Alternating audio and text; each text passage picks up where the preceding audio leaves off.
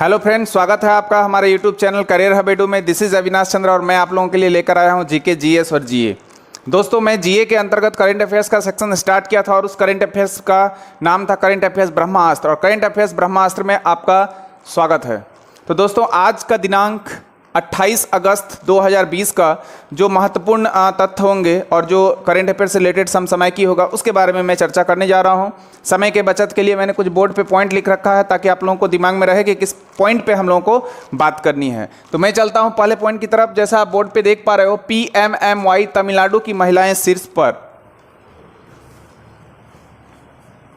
मैं पहले पॉइंट की तरफ लेकर चलता हूं आपको। पहला पॉइंट है PMMY। देखो, आप यहां पर देख रहे हो PMMY। अब आपके दिमाग में आ रहा होगा कि सर PMMY क्या है और तमिलनाडु की महिला शीर्ष पर कैसे है ना। तो मतलब पहला पॉइंट है आपका PMMY। इस पे हम लोगों को चर्चा करना है। तो PMMY का मतलब हो गया क्या? प्रधानमंत्री मुद्रा योजना। मैं यहां लिख दे रहा हूं, प्रधानमंत्री मुद्रा योजना, है ना। PM हो गया, PM और MY, है ना। यानी PM से हो गया प्रधानमंत्री और MY से हो गया मुद्रा योजना। ठीक है, प्रधानमंत्री मुद्रा योजना 2015। कब? 2015। तो PMMY समझ में आया, प्रधानमंत्री मुद्रा योजना 2015 की स्थापना के बाद से जो है महिला उधारकर्ताओं को लगभग 4.78 लाख रुपीस करोड़ से अधिक ऋण दिए गए हैं। ठीक है, अब महिलाओं के लिए जो ऋण है, वो महिलाओं के द्वारा जो ऋण लिए गए हैं, वो ऋण लेने के में जो सबसे अग्रणी स्थान रखता है वो है आपका, सबसे अग्रणी स्थान जो है वो है आपका तमिलनाडु। जैसा कि मैं यहाँ बोर्ड पे लिख दिया हूँ। तो पहला स्थान किसका है बच्चों? तो तमिलनाडु का इसमें पहला स्थान है। और दूसरे नंबर पे आता है वेस्ट बंगाल, दूसरे नंबर पे है वेस्ट बंगाल, और तीसरे नंबर पे होगा आपका कर्नाटक। ठीक है, तीसरे नंबर पे होगा आपका कर्नाटक। तो पहला मैंने क्या बोला? तमिलनाडु, फिर क्या बोला? वेस्ट बंगाल, और तीसरा मैंने क्या बोला? कर्नाटका। ये तीनों है जो लोन लिए हैं, ज्यादा लिए हैं। ठीक है, तो PMMY की स्थापना कब हुई थी? तो मैं पहले ही बता चुका हूं कि PMMY की स्थापना 2015 में हुई थी। याद रखना, 2015 यानी अप्रैल 2015। ऐसे मंथ याद रखने की आवश्यकता नहीं, अप्रैल 2015 में हुई थी। ठीक है, अगर पूछ दे कि ये कहां पर है, इसका मुख्यालय या कहां पर हुआ इसकी स्थापना, तो मैं बताऊंगा क्या? नई दिल्ली। नई दिल्ली में प्रधानमंत्री मुद्रा योजना 2015, नई दिल्ली। अब इसमें उसका उद्देश्य क्या है? पहला उद्देश्य यह है कि इसमें स्वरोजगार के लिए जो भी जो रोजगार देने के लिए जो काम करने का जो प्रणाली है, यानी आप बोल सकते हो स्वरोजगार के लिए आसानी से लोन देने का प्रक्रम है। दूसरा क्या है? जो छोटे उद्यमी हैं, मतलब छोटे छोटे प्रकार के उद्योग वगैरह को चलाते हैं, तो छोटे उद्यमियों के जरिए रोजगार का सृजन करना इसका प्रमुख उद्देश्य है। दो उद्देश्य के बारे में मैंने बोला, एक स्वरोजगार के लिए आसानी से लोन देने के लिए, और दूसरा मैंने बोला कि जो भी छोटे छोटे उद्यमी होंगे उसके जरिए रोजगार सृजन करना। इस योजना के तहत 3 तरह के लोन दिए गए हैं। 3 तरह के लोन दिए जाते हैं ना। प्रधानमंत्री मुद्रा योजना के तहत 3 तरह के लोन दिए जाते हैं। एक लोन जिसको बोलते हैं हम लोग शिशु लोन, एक हम लोग बोलते हैं जिसको शिशु लोन, दूसरे को हम लोग बोलते हैं किशोर लोन। अगर पूछ देगा कि प्रधानमंत्री PMMY के तहत कितने प्रकार के लोन, तो 3 प्रकार के, शिशु लोन, किशोर लोन और तरुण लोन। ठीक है, 3 तरह का लोन मैंने बताया, शिशु लोन बताया, किशोर लोन बताया और तरुण लोन बताया। अब ये शिशु लोन मतलब जो बच्चा होगा, यानी जो छोटा होगा, उसको पैसा का कम ही जरूरत होगा, तो लगभग 50,000 रुपया, कितना? 50,000, है ना। 50,000 लोन ले सकता है शिशु लोन के अंतर्गत। अगर किशोर के बारे में बोलो तो किशोर में थोड़ा सा बढ़ सकता है, यानी लगभग वो दायरा हो जाएगा आपका 50,000 से 5 लाख रुपीज ले सकता है वो। और तरुण जो हो जाएगा उससे भी ज्यादा, जब आप बहुत सारा बिजनेस वगैरह करने के लिए सोचते हैं तो उसमें और बढ़ जाएगा, 5 से 10 लाख रुपया आप लोन ले सकते हैं। तो दोस्तों, उम्मीद है समझ में आई होगी। ये मेरा पहला पॉइंट था, PMMY में तमिलनाडु की महिलाएं जो है वो शीर्ष पर है। अब मैं चलता हूं दूसरे प्रश्न की तरफ, और दूसरा प्रश्न है मेरा, खसरा बीमारी की समाप्ति। देखो, अभी लगातार अफ्रीका का ये बहुत ही फेमस रह रहा है। तो दूसरा क्वेश्चन का आंसर है, दुनिया की सबसे बड़ी जो खसरा बीमारी है वो समाप्त हो गई। जो लोकतांत्रिक गणराज्य था कांगो, मैं पहले भी चर्चा कर चुका हूं, पिछले एपिसोड में, पिछले करंट अफेयर्स में भी मैंने चर्चा किया है। तो लोकतांत्रिक गणराज्य जो है कांगो ने दुनिया के सबसे बड़े खसरे के प्रकोप को समाप्त कर दिया है। ठीक है, याद रखना, कांगो ने खसरे को समाप्त कर दिया है। अब मैं चलता हूं तीसरे पॉइंट की तरफ, और तीसरा पॉइंट है मेरा नीति आयोग। मैंने पहले ही बता चुका था नीति आयोग के बारे में, जिसके अध्यक्ष होते हैं कौन? प्रधानमंत्री, तो नीति आयोग के इंडेक्स 2020 में गुजरात टॉप पर है दोस्तों। नीति आयोग का जो इंडेक्स है उसमें 2020 में पीएम मोदी का गृह राज्य यानी प्रधानमंत्री का घर का राज्य है, जिसमें पहला स्थान है गुजरात, दूसरा स्थान है महाराष्ट्र, पहला स्थान है गुजरात, दूसरा स्थान है महाराष्ट्र और तीसरा स्थान है तमिलनाडु। याद रखना, पहला स्थान मैंने क्या बोला, गुजरात जो प्रधानमंत्री के गृह राज्य में आते हैं, दूसरा है महाराष्ट्र और तीसरा है तमिलनाडु। नीति आयोग जिसे थिंक टैंक के रूप में जानते हैं, पहले भी हम लोगों ने चर्चा किया है। इसके रिपोर्ट के अनुसार जो 6 तटीय राज्य हैं, जैसे आपका हो गया 6 तटीय राज्य मतलब कौन कौन, देखो आप यहां से देख सकते हो 6 तटीय राज्य। जैसे सपोज कर लो ये कौन सा राज्य हो गया भाई, तो ये हो गया गुजरात, ठीक है, एक हो गया, एक नंबर में आप लोग क्या बोल दोगे, गुजरात। इसके नीचे चले आओ भाई, तो इसके नीचे कौन है भाई, तो महाराष्ट्र है, ठीक है। अगर समझ में आया, गुजरात बोला मैंने, महाराष्ट्र बोला मैंने। इसके नीचे यहां पर चले आओ तो यहां पर कौन है, तो कर्नाटका है। इसके नीचे आ जाओ तो कौन है, तो केरला है, ठीक है। कितने राज्य हो गए, 4 राज्य इधर से हो गए, ठीक है। कितने राज्य हो गए, 4 राज्य हो गए इधर से। अब मैं उस तरफ के बारे में बात करूं तो यहां पर आप ले लो उड़ीसा, ले लो उड़ीसा, तो कितने हो गए, 5। मैंने बोला कितना, 6, तो 1 2 3 4 5 6 हो गया। कौन कौन बोला मैंने, तो गुजरात बोला, महाराष्ट्र बोला, कर्नाटक बोला, केरल बोला और उड़ीसा बोला, ठीक है। और ये दक्षिण का सबसे राज्य है जिसका नाम है तमिलनाडु। यानी 6 राज्य का नाम मैंने लिया, गुजरात, महाराष्ट्र, कर्नाटक, केरला, तमिलनाडु और उड़ीसा। जैसा कि मैप में आप देख पा रहे हो ये सारे तटीय राज्य हैं। अगर मैदानी इलाकों वाले राज्यों की बात करें तो राजस्थान का प्रदर्शन सबसे बेहतर रहा है, इसके बाद तेलंगाना का स्थान आता है। यानी मैदानी भाग के बारे में अगर पूछ दिया जाए कि मैदानी भाग के अनुसार, तो मैदानी भाग में कौन है, राजस्थान है, ठीक है। मैदानी भाग में कौन है, राजस्थान। ये जो ऊपर का राज्य है इसको बोलते हैं राजस्थान। मैदानी भाग में कौन है, तो राजस्थान है, ठीक है। अगर हिमालयी राज्यों में बात कर ले, मतलब हिमालय के जो राज्य में बात कर ले, तो उस इंडेक्स में सबसे शीर्ष पर है उत्तराखंड। यहां पर आपको मिलेगा कौन, उत्तराखंड। याद रखना, अगर हिमालयी राज्यों में बात करें तो सबसे शीर्ष पर होगा उत्तराखंड, इसके बाद त्रिपुरा वगैरह आता है, हिमाचल प्रदेश है ना, त्रिपुरा हिमाचल प्रदेश है। और अगर यूनियन टेरिटरीज में बात करें तो यूनियन टेरिटरीज में सबसे अव्वल रहता है दिल्ली। याद रखना है ना, दिल्ली, यानी केंद्र शासित प्रदेशों में सबसे बेहतर प्रदर्शन जो रहा है वो रहा है किसका, दिल्ली का। तो उम्मीद है 3 नंबर जो है प्रश्न आप लोग को समझ में आएगा। नीति आयोग का इंडेक्स 2020 में प्रधानमंत्री का जो गृह राज्य है वो सबसे अग्रणी स्थान रखता है, जिसका नाम है गुजरात। अब मैं चलता हूं चौथे पॉइंट की तरफ, नदी डॉल्फिन। नदी डॉल्फिन, चौथा नंबर क्वेश्चन है नदी डॉल्फिन। देखना अच्छे से, नदी डॉल्फिन संरक्षण भारत, बांग्लादेश, नेपाल, म्यांमार, मैंने लिख चुका है ये। तो नदी डॉल्फिन के संरक्षण को बढ़ाने के लिए भारत, बांग्लादेश, नेपाल और म्यांमार के विशेषज्ञ एक साथ आए हैं। इनका उद्देश्य है कि जो डॉल्फिन है उस डॉल्फिन के संरक्षण और उसका पुनरुद्धार किया जाए। तो जो नदी डॉल्फिन है वो मुख्य रूप से एशिया और दक्षिण अमेरिका की नदियों में पाए जाते हैं और वो ऐसी प्रजाति जो अब तेजी से गायब हो रही है। इसी वर्ष अगर आप लीजिएगा तो 15 अगस्त को अपने भाषण के दौरान जो हमारे माननीय प्रधानमंत्री थे मोदी जी, मोदी द्वारा प्रोजेक्ट डॉल्फिन की घोषणा की गई। याद रखिएगा, 15 अगस्त को प्रोजेक्ट डॉल्फिन की घोषणा किसके द्वारा की गई, माननीय प्रधानमंत्री मोदी जी के द्वारा की गई। गंगा नदी, आप लोग जानते होंगे कि डॉल्फिन भारत का जो है, गंगा नदी डॉल्फिन भारत का राष्ट्रीय जलीय जीव है और उसका वैज्ञानिक नाम है प्लैटनिस्टा गैंगेटिका, ठीक है, प्लैटनिस्टा गैंगेटिका। भारत के राष्ट्रीय जलीय पशु गैंगेटिक डॉल्फिन को अंतर्राष्ट्रीय प्रकृति संरक्षण संगठन, जिसको IUCN कहा जाता है, IUCN कहा जाता है, इसके द्वारा संकटग्रस्त घोषित किया गया है। अब ये प्रजाति विलुप्त होने के कगार पर होगी तो इकोसिस्टम को प्रॉब्लम हो सकती है, इसलिए इस पे अभियान चलाया जा रहा है जोर शोर से, ठीक है। मैं अब अगले प्रश्न की तरफ चलता हूं। अगला प्रश्न है हमारा 5th नंबर, जिसका नाम है विश्व जल सप्ताह 24 से 28 अगस्त को मनाया जाने का प्रस्ताव है। विश्व जल सप्ताह, क्वेश्चन नंबर है 5। 2020 का जो है इसमें इसका जो मेन थीम है यानी मुख्य विषय जो है वो है आपका वाटर एंड क्लाइमेट। अगर आपसे पूछ दे कि विश्व जल सप्ताह जो 24 से 28 अगस्त है, इसमें इसका जो थीम है वो थीम क्या है, तो वाटर एंड क्लाइमेट चेंज है ना, वाटर एंड क्लाइमेट चेंज इसका क्या हो गया, थीम हो गया, ठीक है। यानी आप बोल सकते हो इसी में एसलरेटिंग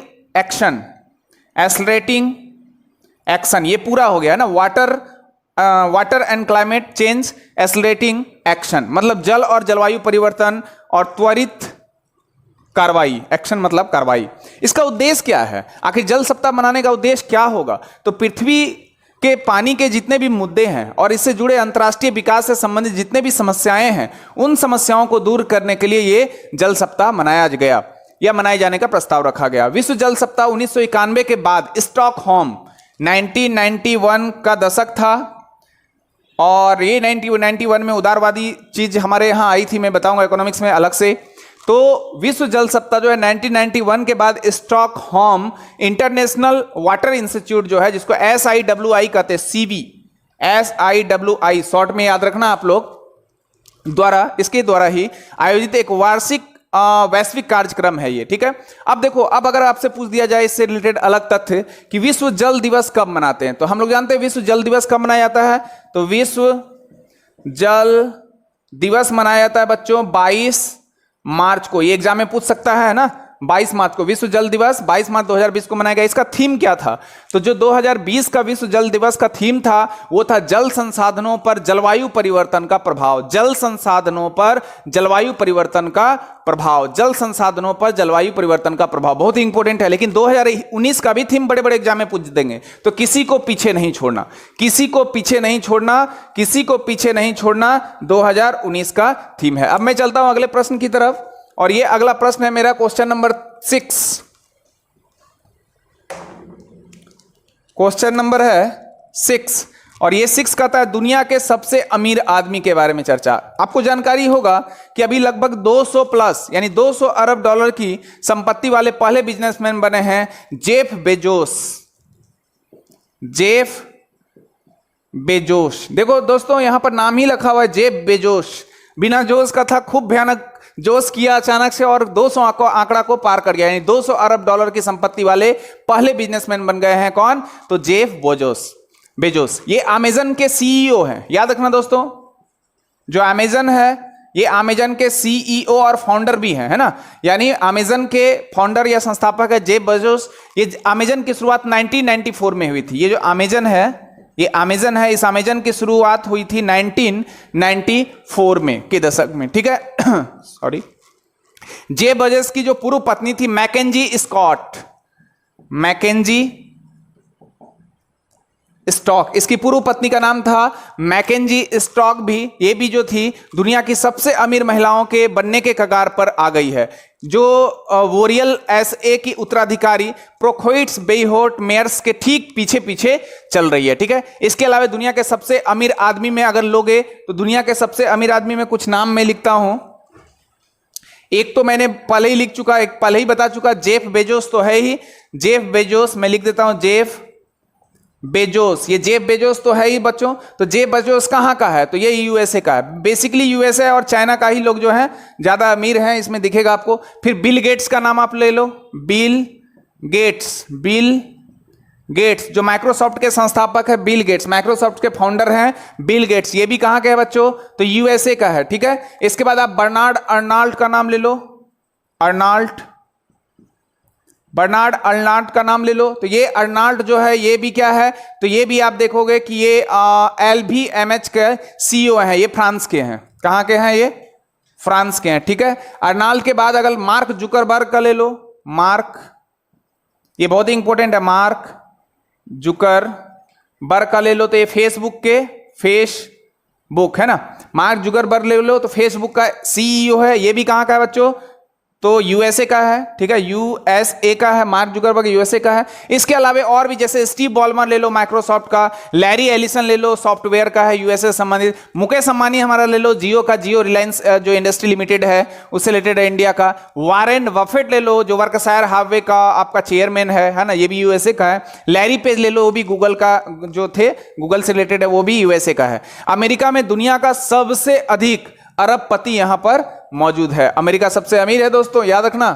अब मैं चलता हूं 7वें नंबर में और ये 7वां नंबर है टिकटॉक के CEO केविन मेयर का इस्तीफा।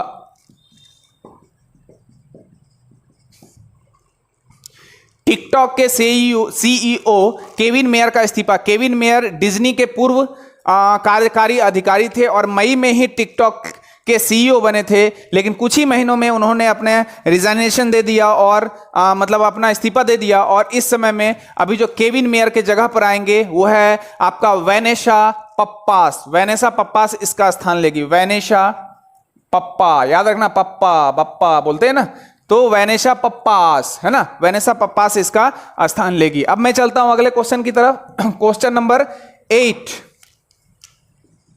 और ये क्वेश्चन नंबर 8 है, मणिपुर में टेली कंसल्टेशन का शुभारंभ। 8वां नंबर में मणिपुर है ना, कहां पर हुआ ये? मणिपुर में, ठीक है।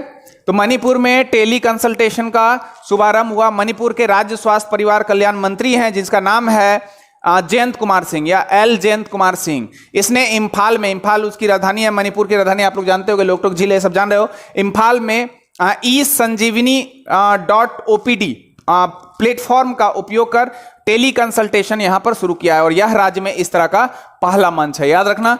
अब मैं चलता हूं अगला 9th नंबर में। 9th नंबर में है रॉसेल, 9th नंबर में चलूंगा मैं। देखो 9th नंबर का पॉइंट में है रॉसेल टैक्सीज को पुरस्कार, है ना। रॉसेल टैक्सी, रॉसेल टैक्सी क्या है? तो देखो एक रॉसेल्स इंडिया लिमिटेड करके आता है, उसमें उसका एरोस्पेस और डिफेंस यानी A&D डिवीजन है। रॉसेल टैक्सी को एरोस्पेस प्रमुख बोइंग द्वारा global supplier of the year नामित किया गया, नॉमिनेट किया गया है। प्रोडक्शन श्रेणी में पुरस्कार 2019 के लिए किसी उत्पाद के डिजाइन, संशोधन या उत्पादन में महत्वपूर्ण भूमिका निभाने के लिए दिया गया है, ठीक है। तो ये पुरस्कार था आपका, रॉसेल टैक्सी को पुरस्कार दिया गया। रॉसेल टैक्सी बेंगलुरु भारत में स्थित है, आप लोग जान रहे होंगे, कर्नाटक की राजधानी है बेंगलुरु। यह इंजीनियरिंग हो गया, विनिर्माण हो गया, परीक्षण हो गया और उत्पाद समर्थन जो समाधान होता है उसके लिए वैश्विक एरोस्पेस और रक्षा क्षेत्रों की आपूर्ति करता है, ठीक है। अब मैं चलता हूं क्वेश्चन नंबर 10 की तरफ।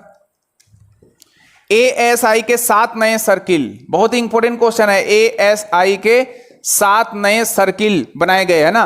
तो ASI क्या होता है? Archaeological survey of India. Archaeological यानी पुरातात्विक, है ना, पुरातात्विक, आर्कोलॉजिकल सर्वे ऑफ इंडिया। यानी इसमें क्या है कि ASI के 7 सर्किल यानी एक मिनी सर्किल की भी घोषणा हुई है, याद रखना। तो देश में पिछले कुछ सालों से लगातार जहां ऐतिहासिक इमारतों की हालात जो है वो देश में सुधर रहे हैं, वहीं दूसरी ओर देखोगे आप कि नई खोज और संरक्षण और उत्खनन जो होता है, एक्सप्लोरेशन जो होता है, उसके कामों को भी बढ़ावा मिल रहा है। इसी विकास की प्रक्रिया को निरंतर जारी रखते हुए अब संस्कृति मंत्रालय ने 7 नए सर्किल कार्यालय और 1 मिनी सर्किल बनाए जाने की घोषणा की है। 7 और 1 मिनी, याद रखना है ना, 7 नए सर्किल और 1 मिनी सर्किल बनाए जाने की घोषणा की है। जो आपका संस्कृति और पर्यटन राज्य मंत्री है प्रहलाद सिंह पटेल, प्रहलाद सिंह पटेल, है ना। पर्यटन मंत्री भी हैं स्वतंत्र रूप से और संस्कृति मंत्री के रूप में भी है प्रहलाद सिंह पटेल। अब ये 7 जो है वो 7 कौन कौन है? तो 7 पहला नाम है त्रिची। त्रिची कहां है भाई? चेन्नई के पास वहां पर, यानी तमिलनाडु में। त्रिची कहां है? तमिलनाडु में। त्रिची कहां है? तमिलनाडु में। रायगंज, रायगंज कहां है भाई? तो वेस्ट बंगाल में, पश्चिम बंगाल में रायगंज, ठीक है। राजकोट, राजकोट कहां है भाई? तो राजकोट गुजरात में है, याद रखना। राजकोट कहां है? गुजरात में, ठीक है। जबलपुर, जबलपुर नर्मदा नदी के पास, जबलपुर कहां है? तो ये है आपका मध्य प्रदेश में। जबलपुर कहां है? मध्य प्रदेश में। अगर आपसे पूछे झांसी, झांसी कहां है? तो यूपी में, है ना। मेरठ भी है आपका, झांसी कहां है? यूपी में। मेरठ, मेरठ कहां है? यूपी में। और एक बचा हम्पी, हम्पी कहां है? कर्नाटका में। विजयनगर साम्राज्य की राजधानी हुआ करता था हम्पी, जिसका शाब्दिक अर्थ होता है खंडहर। पढ़ोगे आप लोग। तो ये Tamil Nadu, West Bengal, Gujarat, MP, UP. UP में देखो 2 यूपी का स्थान है ना, याद रखना। और कर्नाटक, ये हम्पी जो है ये आपको 1 मिनी जो है उसके रूप में लिया गया है। हम्पी के बारे में मैंने बताया, मिनी सर्किल के बारे में हम्पी को बताया। इससे पहले देश भारत में लगभग 29 ASI सर्किल थे। कितने थे? 29। अगर पूछेगा कि इससे पहले कितने थे, तो 29 सर्किल थे। अब मैं चलता हूं अगले पॉइंट की तरफ, और वो पॉइंट होगा 11th नंबर। और 11th नंबर में 50 नए एक्सप्लानेट की खोज, 50 नए एक्सप्लानेट की खोज की गई। एक्सप्लेनेट क्या होता है पहले इसको जानना पड़ेगा आपको। तो जो सौर प्रणाली, जो सोलर सिस्टम है, उस सौर प्रणाली के बाहर स्थित जितने भी ग्रह होते हैं वो एक्सप्लेनेट ये कहलाते हैं, ठीक है। जैसे मान लो एग्जांपल में आप ले लो प्रोक्सिमा सेंचुरी। प्रोक्सिमा सेंचुरी जो है हमारे सूर्य का सबसे नजदीक का एक्सप्लेनेट है। मतलब प्रोक्सिमा सेंचुरी क्या होता है, सूर्य का सबसे नजदीक का एक्सप्लेनेट है। आप नोट करके लिख सकते हो, जो प्रोक्सिमा सेंचुरी है वो सूर्य का सबसे नजदीक का तारा है। प्रोक्सिमा सेंचुरी सूर्य के सबसे नजदीक का तारा है, याद रखना। प्रोक्सिमा सेंचुरी सूर्य के सबसे नजदीक का तारा है और प्रोक्सिमा सेंचुरी बी इस तारे की परिक्रमा करने वाला एक ग्रह है जो पृथ्वी की तुलना में लगभग 1.3 गुनी भारी है। मैं क्या बोला, सूर्य का सबसे नजदीक का मैंने बोला प्रोक्सिमा सेंचुरी, और प्रोक्सिमा सेंचुरी का चारों ओर चक्कर लगाने वाला एक ग्रह है जिसका नाम है प्रोक्सिमा सेंचुरी बी, है ना। इसके बारे में चर्चा किया, जो पृथ्वी से या पृथ्वी की तुलना में लगभग 1.3 गुना भारी है, ठीक है। अब इससे करंट को क्या जोड़ा गया है, ये तो मैंने बताया एक्स प्लैनेट के बारे में। अब मैं करंट से इसको कैसे जोड़ सकता हूं, है ना। तो देखो एक नई मशीन है मशीन लर्निंग एल्गोरिथम ने नासा के, अब देखो नासा पे भी मैं चर्चा करूंगा, अभी नासा भी मैं बताऊंगा अभी थोड़ी देर बाद में। तो नासा के केपलर मिशन द्वारा एकत्र किया गया जो डाटा है, उस डेटा से 50 यानी 50 नए एक्सप्लेनेट के अस्तित्व की पुष्टि की है। खगोलविद जो खोजने वाले एस्ट्रोनॉमी वगैरह होते हैं वो पहली बार मशीन लर्निंग, याद रखना, मशीन लर्निंग के आधार पर यह एल्गोरिथम का प्रयोग किया है। और इसको वास्तविक आप बोल सकते हो बार्विक विश्वविद्यालय, है ना, इसको बार्विक विश्वविद्यालय and the Alan Turing institute के शोधकर्ताओं द्वारा डिजाइन किया गया। अब बातें उठती है नासा क्या है, तो national aeronautics and space administration NASA बोलते हैं इसको, ठीक है। ये कहां की संस्था है, USA, national aeronautics space administration USA की एक संस्था है जिसकी स्थापना 1958 में हुई थी। नासा की स्थापना 1958 में हुई थी, ठीक है। और इसका हेडक्वार्टर जो है वो हेडक्वार्टर है वाशिंगटन डीसी में, वाशिंगटन डीसी में, याद रखना वाशिंगटन डीसी में इसका हेडक्वार्टर है। किसका, नासा का। कहां का है ये, यूएसए का, ठीक है। ये था आपका 50 नए एक्सप्लेनेट की खोज, ये था 11वां नंबर। अब मैं चलता हूं अगले क्वेश्चन की तरफ जिसका नाम है 12th, भारत और बांग्लादेश के बीच नदी व्यापार मार्ग।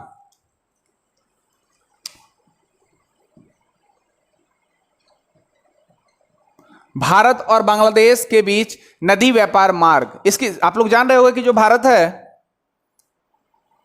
और इस भारत के पास जो सीमा रेखा टच करती है, भारत का सबसे बड़ा अंतरराष्ट्रीय सीमा रेखा जो टच करता है वो है बांग्लादेश का, ठीक है, बांग्लादेश का। याद रखना, ये सब जीके में जीएस में आपका आएगा। तो भारत और बांग्लादेश का जो नदी व्यापार मार्ग, इसकी शुरुआत 3 सितंबर से होना है। इसके अंतर्गत त्रिपुरा में एक जगह है सोनपुरा को, है ना, त्रिपुरा में सोनपुरा को बांग्लादेश में दाऊदगंडी से जोड़ने वाले मार्ग पर परिचालन किया जाएगा। भारत और बांग्लादेश ने 1972 में, भारत और बांग्लादेश ने 1972 ईस्वी में, याद रखना 1972 ईस्वी में अंतर्देशीय जल व्यापार के प्रोटोकॉल समझौते पर हस्ताक्षर किए थे। ये दिमाग में रखना पॉइंट है। बांग्लादेश की राजधानी क्या है, तो बांग्लादेश की राजधानी है ढाका, और इसकी करेंसी क्या है, तो इसकी करेंसी है टाका। ये थी आपका क्वेश्चन नंबर 12 का एक्सप्लेनेशन। अब मैं चलता हूं क्वेश्चन नंबर 13 की ओर। मदर टेरेसा की 100वीं जयंती बहुत इंपॉर्टेंट है, VBI करके कॉपी फाड़ देना क्योंकि यहीं पर से क्वेश्चन आएगा। 13 नंबर, मदर टेरेसा की 110वीं जयंती 26 अगस्त को मनाई गई। 26 अगस्त 2020 को 110वीं जयंती मनाई गई। किसकी, मदर टेरेसा का। इसका जन्म हुआ था मैसेडोनिया या मकदूनिया बोल सकते हो ना, और 1929 में ये भारत आई। जन्म अगर पूछेगा तो जन्म कहाँ हुआ, तो मैसेडोनिया या मकदूनिया बोलोगे, है ना। और पूछेगा कि मदर टेरेसा भारत कब आई, तो 1929 में भारत आई। और ये मैं बता रहा हूं किसके बारे में दोस्तों, तो मदर टेरेसा, है ना। तो 1929 वही समय था जब आर्थिक मंदी से दौर से पूरा विश्व जगत झेल रहा था, और 1929 में भारत आई और मिशनरीज और चैरिटी की स्थापना की और सामाजिक कार्य और सेवा की। कलकत्ता में रही बहुत दिनों तक। फिर 1997 में ही 1997 में ही 1997 में ही कलकत्ता में 87 वर्ष में 87 ईयर्स ओल्ड है ना, 87 ईयर्स में 5 सितंबर को 1997 को उनकी मृत्यु हो गई, याद रखना। और आपसे सबसे इंपॉर्टेंट प्रश्न है इसमें कि नोबेल पुरस्कार विजेता भी रह चुकी हैं ये। 1979 में नोबेल प्राइज इनको मिला है और 1980 में भारत रत्न जो सर्वोच्च पुरस्कार है भारत का वो दिया गया। 1979 नोबेल पुरस्कार और 1980 में भारत रत्न का दर्जा दिया गया था, इन्हें पुरस्कार दिया गया था। और 4 सितंबर 2016 को 4 सितंबर 2016 को मदर टेरेसा को संत घोषित किया गया, ठीक है। अब ये था क्वेश्चन नंबर 13 का एक्सप्लेनेशन। अब मैं चलता हूं क्वेश्चन नंबर 14 की तरफ। एक नई सभ्यता की आशंका की गई है वैगई नदी के पास में तमिलनाडु में, उसकी चर्चा मैं कर रहा हूं यहां। एक नई सभ्यता की आशंका, क्वेश्चन नंबर 14।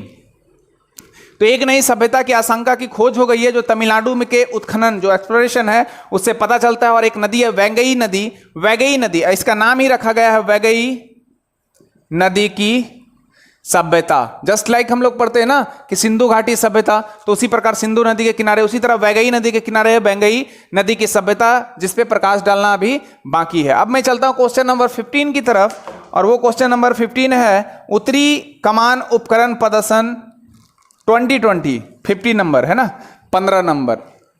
तो देखो यहां पर से एक क्वेश्चन सिंपल पूछेगा, उधमपुर, ये कहां हुआ है, उधमपुर, याद रखना। अगर पूछेगा उत्तरी कमान उपकरण प्रदर्शन 2020 यानी 2020 कहां हुआ, उधमपुर कहां है, जम्मू कश्मीर में। तो उत्तरी कमान के जो प्रमुख लेफ्टिनेंट जनरल हैं बी बंसी पुनप्पा, याद रखना, या योनप्पा बोलते हैं, है ना। तो वो पुनप्पा जी जो थे उनके द्वारा हुआ है, और ये मेक इन इंडिया पहल को बढ़ावा देने के उद्देश्य से किया गया है। तो अब मैं चलता हूं क्वेश्चन नंबर 16 की ओर, और ये क्वेश्चन नंबर 16 है प्रतीक्षा। प्रतीक्षा केरल द्वारा फर्स्ट, आपको शायद इधर दिखाई दे रहा होगा, प्रतीक्षा केरल द्वारा फर्स्ट समुद्री एम्बुलेंस, है ना। तो केरल की राजधानी तिरुवनंतपुरम आप लोग जान रहे होंगे। तो पहली समुद्री, मतलब प्रतीक्षा जो है केरल द्वारा पहली शुरू की गई पहली समुद्री एम्बुलेंस है। क्या होता है ना कि केरल जो है तटीय क्षेत्र है, यहाँ पर मछली पकड़ने के दौरान दुर्घटनाओं के कारण कई लोग, मछुआरे लोग मर जाते हैं, और उसी के लिए सरकार के द्वारा जो है वो कुशल बचाव प्रदान करने के लिए एक समुद्री एम्बुलेंस सेवा की शुरुआत की गई है, जो केरल में प्रतीक्षा के नाम से जाना जाएगा। इसके चीफ मिनिस्टर आप लोग जानते होंगे पिनराई विजयन है, विजयन के नाम से रहना, विजय रहता है, केरल साक्षरता वाला है, विजय रहता है, ठीक है, पिनराई विजयन। और यहाँ के जो केरल के गवर्नर है वो है आपका आरिफ मोहम्मद खान।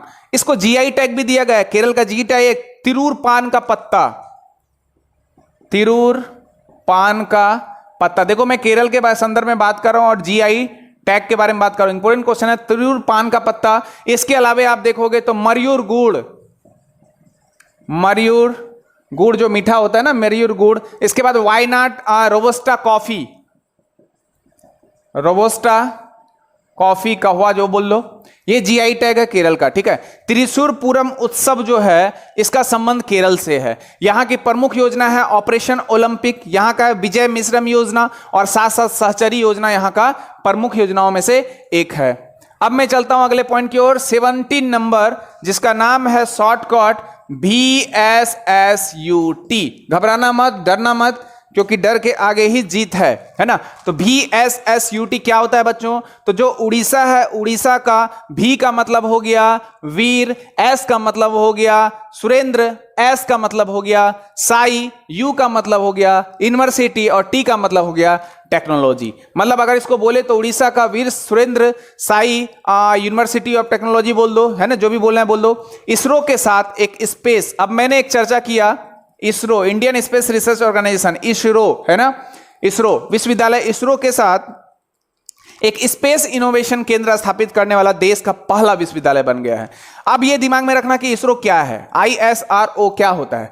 भारतीय अंतरिक्ष अनुसंधान संगठन के नाम से जाना जाता है, इंडियन स्पेस रिसर्च ऑर्गेनाइजेशन के नाम से जाना जाता है इसरो, और इसकी स्थापना 15 अगस्त 1969 को हुई थी, 1969 को हुई थी, और इसका हेडक्वार्टर है बेंगलुरु। अगर पूछ दे इसका हेडक्वार्टर कहां है, तो बेंगलुरु कहां है, तो कर्नाटक की राजधानी है बेंगलुरु, हेडक्वार्टर बेंगलुरु। 1969 भारत का पहला उपग्रह, आप लोग को याद होगा कि भारत का फर्स्ट सैटेलाइट जो है वो है आर्यभट्ट, जो 1975 में सोवियत रूस के द्वारा छोड़ा गया था, सोवियत संघ के द्वारा अंतरिक्ष में छोड़ा गया था। और ये जानकर आप लोगों को जानकारी होगी, आश्चर्य होगा कि आफ्टर 5 डेज वो काम करना बंद कर दिया था, लेकिन इसके बावजूद भी काफी प्रसिद्ध है और इसके अध्यक्ष हैं डॉक्टर के शिवान। अब ये था क्वेश्चन नंबर 17 का एक्सप्लेनेशन VSSUT का।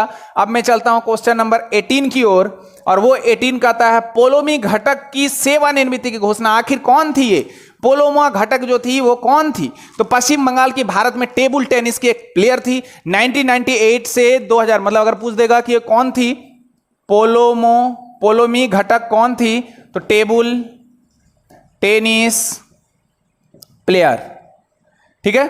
टेबल टेनिस प्लेयर कहां की? वेस्ट बंगाल की। अगर पूछ दे कहां की है ये, तो वेस्ट बंगाल, पश्चिम बंगाल की टेबल टेनिस प्लेयर थी। और 1998 से 2016 के बीच तक में 7 वरिष्ठ राष्ट्रीय चैंपियनशिप भी जीती, और साथ साथ इसके जो 3 जूनियर राष्ट्रीय चैंपियनशिप होता है वो भी जीती है। 1998 के दशक में ये राष्ट्रीय सीनियर और जूनियर दोनों तरह के चैंपियनशिप जीती है। और 2006 का कॉमनवेल्थ यानी राष्ट्रमंडल जो गेम था मेलबोर्न में जो हुआ था, उसमें भारत का प्रतिनिधित्व भी की थी। तो क्वेश्चन नंबर 80 हम लोग का कंप्लीट हुआ।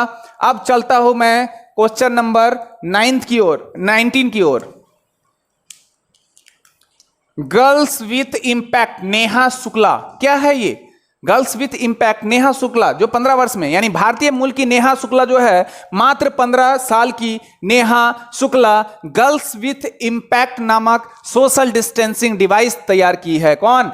नेहा शुक्ला। कितने वर्ष की? 15 वर्ष की। गर्ल्स विथ इंपैक्ट नाम की एक सोशल, याद रखना, एक सोशल डिस्टेंसिंग डिवाइस तैयार की है। कौन? नेहा शुक्ला। अब मैं चलता हूं क्वेश्चन नंबर 20 की ओर, और ये क्वेश्चन नंबर 20 है NEP कर्नाटक। अब आप बोलोगे कि भैया NEP क्या है, पहले ये तो बता दो। तो NEP का मतलब होता है नेशनल एजुकेशन पॉलिसी, यानी राष्ट्रीय शिक्षा नीति। मैं यहां लिख दे रहा हूं, राष्ट्रीय शिक्षा नीति, नेशनल एजुकेशन पॉलिसी NEP। तो आपको बता दूं कि राष्ट्रीय शिक्षा नीति NEP को लागू करने वाला पहला राज्य जो है वो है आपका कर्नाटका। क्लियर है? अब मैं चलता हूं अगले पॉइंट की ओर, 21। और ये 21 क्या कहता है?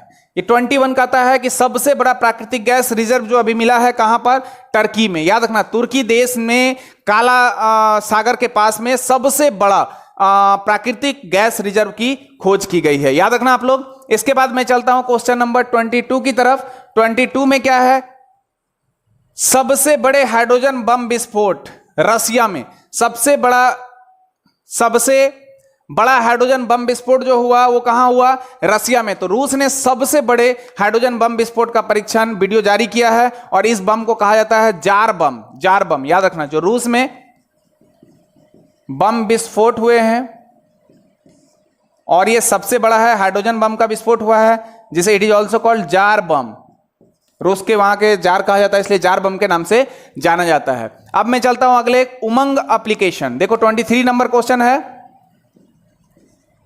उमंग एप्लीकेशन क्या है? ठीक है, तो जो भारत सरकार है, उस भारत सरकार के द्वारा कॉमन सर्विस सेंटर के माध्यम से एक उमंग एप्लीकेशन की सेवा शुरू की गई है। यही है उमंग एप्लीकेशन, भारत सरकार के द्वारा शुरू की गई है। ठीक है, अब मैं चलता हूं क्वेश्चन नंबर 24, टीवीएस और गूगल।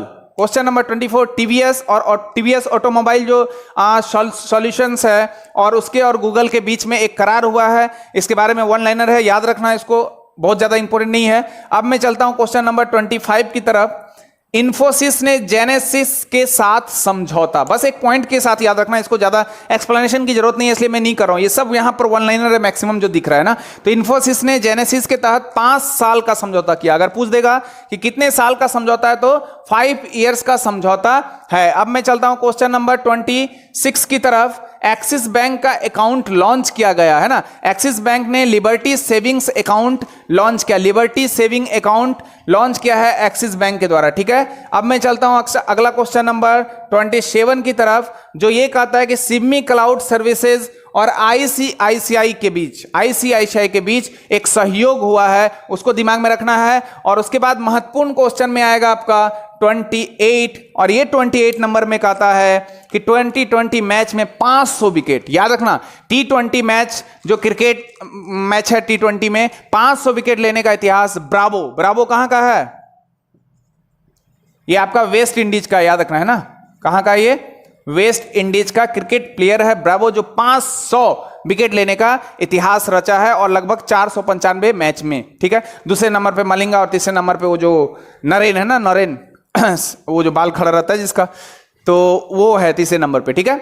अब अगला पॉइंट में चलता हूं, 28 हो गया, 29 की तरफ। लद्दाख में पहला शहीद दिवस। अब आप लोग जान रहे होंगे कि अब कश्मीर जो है दो भागों में बंट गया, एक लद्दाख और एक कश्मीर, दो केंद्र शासित प्रदेशों में तब्दील हो गया है। तो जो 27 अगस्त को लद्दाख में पहला शहीद दिवस मनाया गया।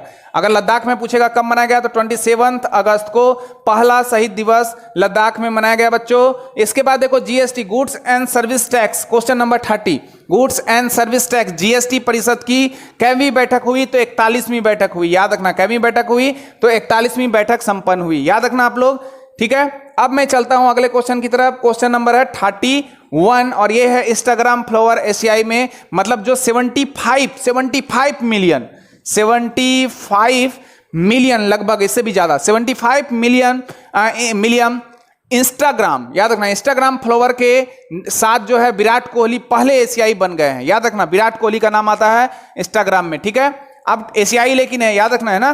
32 नंबर में संजय जाधव का इस्तीफा। कौन था संजय जाधव? तो शिवसेना पार्टी के जो एक थे नेता संजय जाधव, सांसद थे, और उसने इस पार्टी से इस्तीफा दे दिया। याद रखना। अब मैं चलता हूं अगले क्वेश्चन की तरफ, तरुण गोवा, क्वेश्चन नंबर 33। तरुण गोवा, तो यूपी सरकार, उत्तर प्रदेश जान रहे हो आप लोग, उत्तर प्रदेश की राजधानी लखनऊ है, ठीक है। नवाबों का शहर लखनऊ है, ठीक है। बड़ा इमामबाड़ा, छोटा इमामबाड़ा लखनऊ में है। केंद्रीय वनस्पतिक अनुसंधान केंद्र लखनऊ में है, ठीक है। ये सारा चीज आप लोग दिमाग में जान रहे होंगे। तो उत्तर प्रदेश सरकार ने एस के भगत को हटाकर तरुण गाबा को, किसको? तरुण गाबा जी को, गोबा जी को, है ना, याद रखना। तरुण गाबा को नया गृह सचिव नियुक्त किया है, नया गृह सचिव नियुक्त किया है। याद रखना दोस्तों, तरुण गाबा यूपी, ठीक है।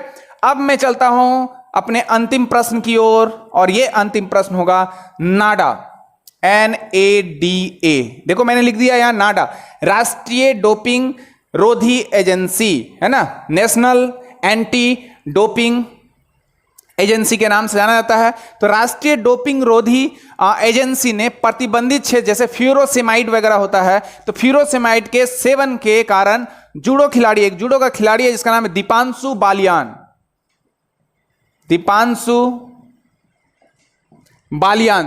बालियान पर 22 महीने का प्रतिबंध लगा दिया है। दीपांशु बालियान पर 22 महीने का प्रतिबंध लगा दिया गया है, ठीक है। तो आप लोगों को समझ में आ रही होगी NADA क्या है, ठीक है, याद रखना है, नेशनल एंटी डोपिंग एजेंसी। इसके द्वारा दीपांशु बालियान को 22 महीने का क्या कर दिया गया है? रोक दिया गया है, प्रतिबंधित कर दिया गया है, ठीक है दोस्तों।